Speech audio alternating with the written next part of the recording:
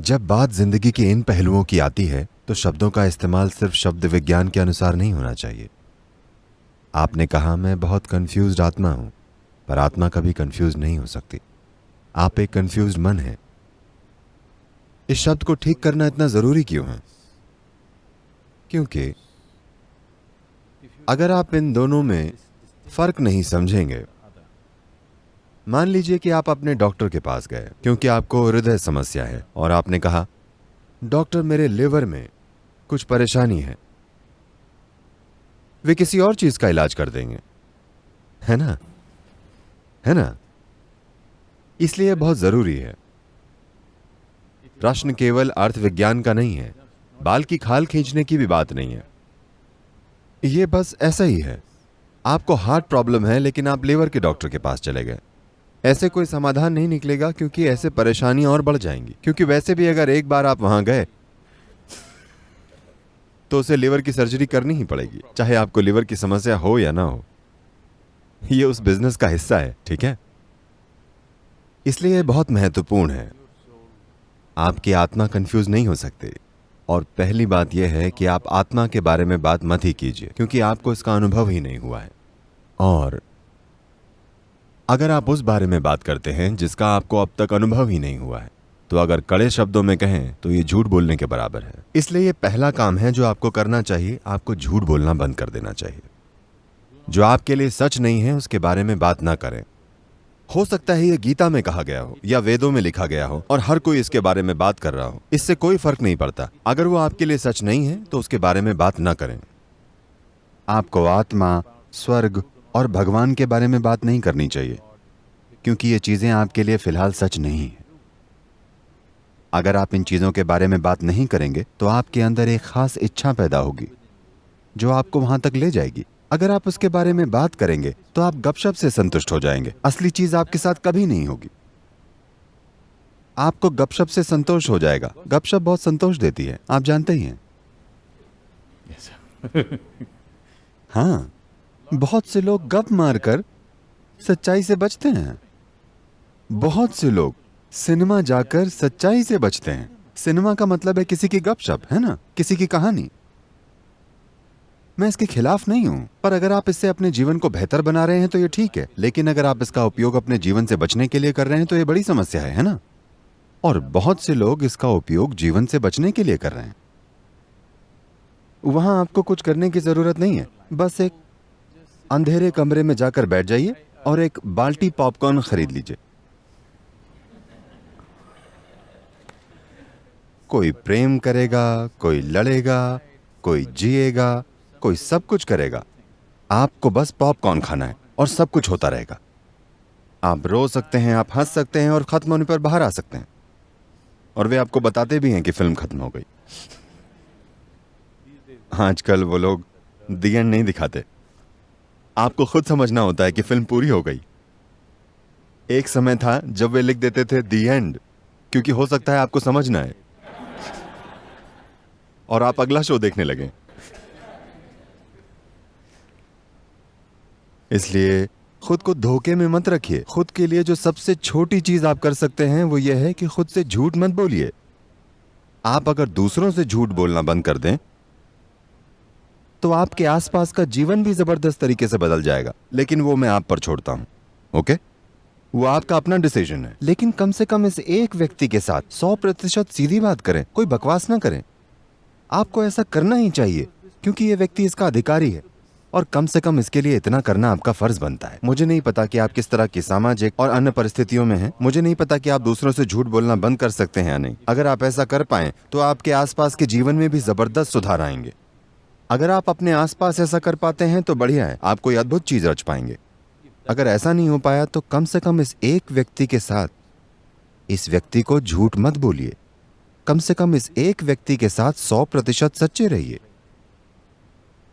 ऐसा बस इसलिए हो रहा है क्योंकि एक समय में इस संस्कृति में एक जीवंत आध्यात्मिक वातावरण था। उस समय से अब तक यह बहुत कम हो गया है। वो जबरदस्त आध्यात्मिक ऊर्जा तो चली गई, लेकिन वो सारे शब्द आज भी मौजूद हैं। आप जहां भी जाते हैं लोग अंतरात्मा, आत्मा, परमात्मा की बातें करते हैं। शब्द अब भी आम भाषा और सामान्य वातावरण में चल रहे हैं, पर वो आग बुझ गई है। एक तरह से ये एक सकारात्मक प्रभाव भी हो सकता था, लेकिन ये एक नकारात्मक प्रभाव भी है, क्योंकि आप सबसे ऊंची चीजों के बारे में सांसारिक तरीके से बात कर रहे हैं। गपशप की तरह बातें करने से सारी ऊंची चीजें गायब हो जाएंगी। चाय की दुकान में लोग गीता के बारे में बात करते हैं। People will, you know, चाय की दुकान में कोई खराबी नहीं है,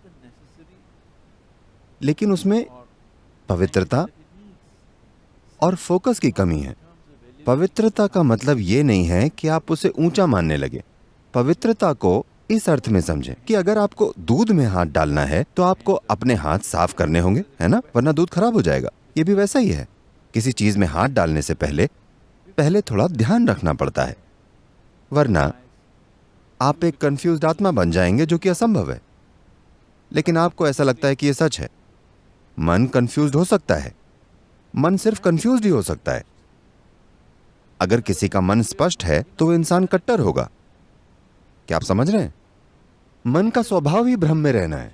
यही इसकी सुंदरता है। वो हमेशा भ्रम में रहता है क्योंकि वो कुछ भी समझ नहीं पाता, लेकिन ये सब कुछ इकट्ठा कर सकता है और उस पर विचार कर सकता है लगातार। आपके तार्किक मन का यही स्वभाव है। आपका मन हमेशा कंफ्यूज्ड ही रहेगा अगर आप एक ही दिशा में सोचने वाले मूर्ख या फिर कट्टर नहीं है। मन हमेशा भ्रम में रहेगा। मन का भ्रम में होना अच्छा है। अगर आप अपने मन को संभालना जानते हैं, अगर आप अपने मन को व्यवस्थित करना जानते हैं, अगर आप चेतन रूप से अपने भ्रम की मात्रा को जबरदस्त रूप से बढ़ाना जानते हैं, अगर आप जागरूक होकर अपने भ्रम को संभालना जानते हैं, तो मन एक बहुत ही उपयोगी औजार है। अगर आप ऐसा मन चाहते हैं जो भ्रम में ना हो, तो आप दिमाग की सर्जरी करवा सकते हैं। आधा दिमाग निकलवा दीजिए, फिर भ्रम चला जाएगा, सब साफ। आप जितने बुद्धिमान हैं उतना ही हैरानी का भाव होगा, उतने ही आप हर चीज को लेकर भ्रम में होंगे। आप जीवन को जितनी गहराई से देखेंगे उतने ही भ्रम में पड़ जाएंगे, और ये अच्छी बात है। सिर्फ ऐसा इंसान जो किसी चीज पर ध्यान नहीं देता, जो बस एक तरीके से देखता है, उसे हर चीज के बारे में पक्का विश्वास होता है। अगर आप ऐसा करते हैं, आप या तो मूर्ख होंगे या फिर कट्टर, और इन दोनों में ज्यादा फर्क नहीं है। इसलिए अभी आपका दिमाग कंफ्यूज है, क्योंकि यही दिमाग का नेचर है। आपको सीखना पड़ेगा कि आप किस तरह से कंफ्यूजन का फायदा उठा सकते हैं। अगर आपका दिमाग कंफ्यूज नहीं है तो इसका मतलब है कि यह लगातार ठीक से काम नहीं कर रहा है। यह एक ठहरा हुआ दिमाग है। आपका दिमाग एक कंक्रीट ब्लॉक बन गया है जो हर चीज के बारे में निश्चित है।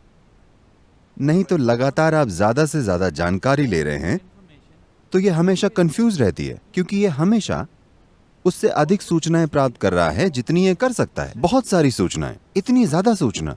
अगर आप देखें, अगर आप इस कमरे की चीजों को थोड़ा ध्यान से देखेंगे तो आपको ऐसी चीजें दिखेंगी जिनके बारे में आपने कभी नहीं सोचा होगा। आप समझ रहे हैं? अगर आप बस किसी एक चीज को देखें तो ऐसा होने लगेगा। बात बस इतनी है कि लोग बस ऐसे देखते हैं और उन्हें कुछ नजर नहीं आता। अगर आप किसी चीज पर अच्छे से ध्यान दें तो आप देखेंगे कि एक सरल सी चींटी जीवन भर आपका ध्यान अपनी ओर खींच सकती है। उसमें इतना कुछ है। तो आसपास की हर चीज पर अगर आप भरपूर ध्यान दें तो आपको इतनी जानकारी मिलेगी कि किसी का भी मन उसे समझ नहीं सकता। जो मन ध्यान नहीं देता उसे ही लगता है कि उसे सब पता है। ध्यान देने वाला मन ब्रह्मांड की हर छोटी सी छोटी चीज के बारे में भ्रमित होता है, और ऐसा ही होना चाहिए। आपको भ्रम से दुखी नहीं होना चाहिए। आपको समझना चाहिए कि अगर आप हमेशा भ्रम में हैं तो आपकी बुद्धि काम कर रही है। हाँ, तो जब आप अपनी आत्मा और मन को अलग अलग कर लेते हैं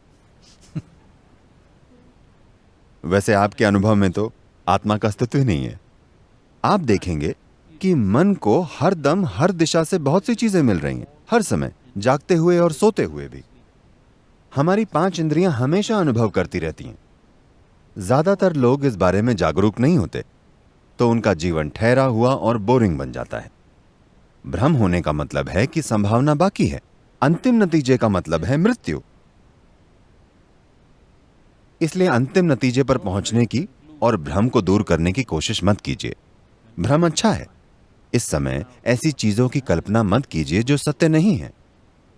भ्रम इसलिए होता है क्योंकि आज तक कोई भी इंसान ब्रह्मांड या जीवन की प्रकृति को अपने मन में समझ नहीं पाया है। आप जीवन बन सकते हैं और जीवन को जान सकते हैं, लेकिन जीवन को कभी समझ नहीं सकते, कभी भी नहीं। आप जीवन को कभी समझ नहीं सकते, लेकिन अगर आप पूरी तरह से जीवन के एक अंश बन जाएं, तो आप जीवन को उसके असली रूप में जान जाएंगे।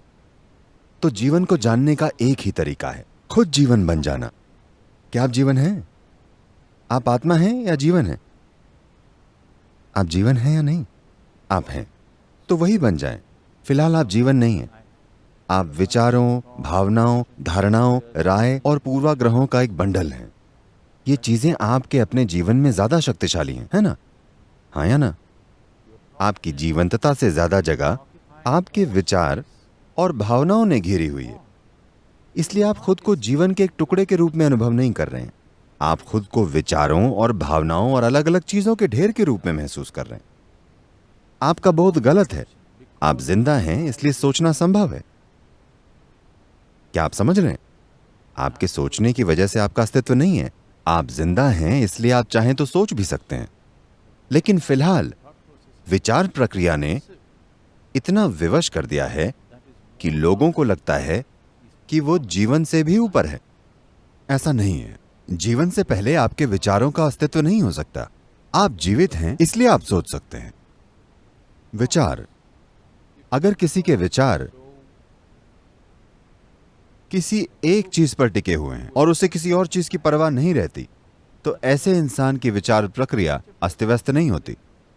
वो अपने विचार की वजह से मुक्त होता है। अस्त व्यस्त विचार प्रक्रिया आपकी रक्षा नहीं कर सकती। पर अगर आपका विचार सिर्फ एक